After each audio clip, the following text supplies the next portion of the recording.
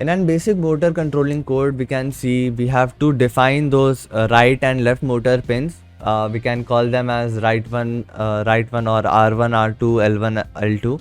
Then we also can define an speed pin for those motors, like we can use the enable pins on the L29 3D to control the speed of the motor. Note that in the code and in the Arduino side, this pin should always be an PWM pin.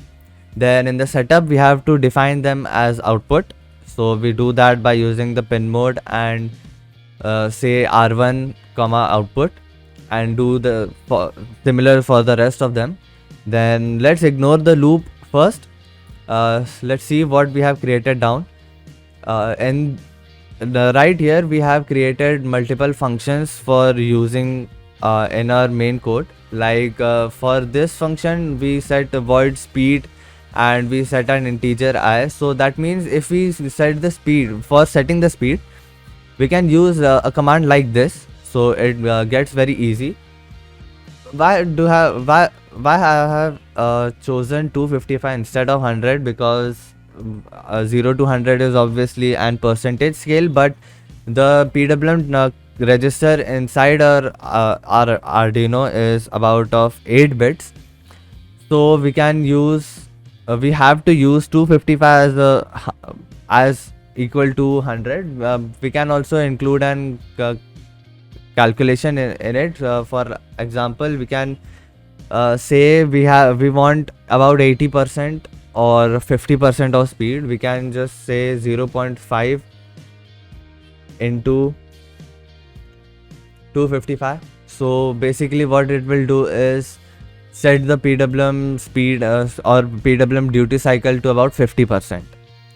So the next command we used was forward. So basically what it will do is using the digital write command, we will write individual motor pins as 1 or 0. Basically what it will do is if the motor receives 1 at the forward pin and 0 at the lower pin, it will rotate to the forward side. So that is what we are doing here.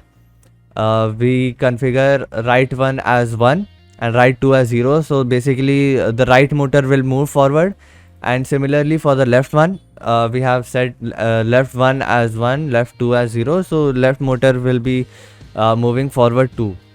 So basically this is these functions are created for ease of use. Then we can directly input it into our code right here into the loop, and we can use it directly. And let's now compile it. So it is compiled successfully. Now we will upload it and see how it works.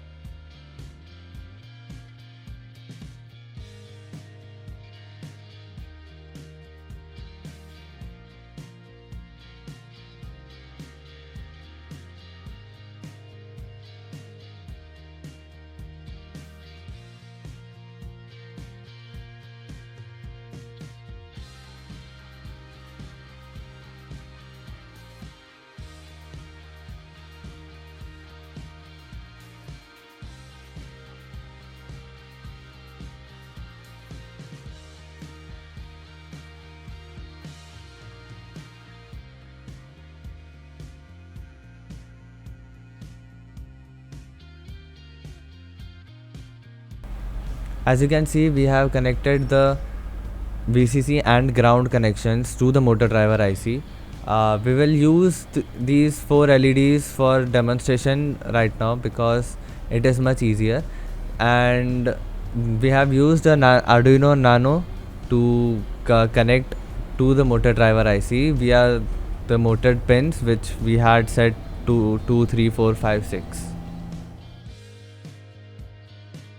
So this is the raw code again. Let's test it now. So for testing it, I have set up this apparatus, like the connections we just did are over here, and in the code I have made a little changes. Like in the loop I had made a different pattern, like it will go forward for a second, then it will go back for a second, then go right and left, and then it will stop for a second, and this will loop in itself.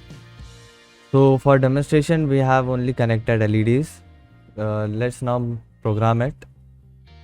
Let's now upload the program.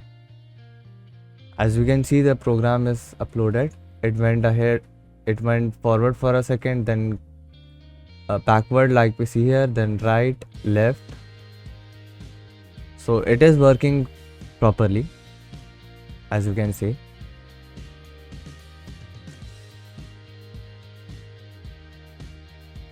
We can conclude that this code works properly, but we can simplify this code very much by making or using an library. So we will do that in the next video.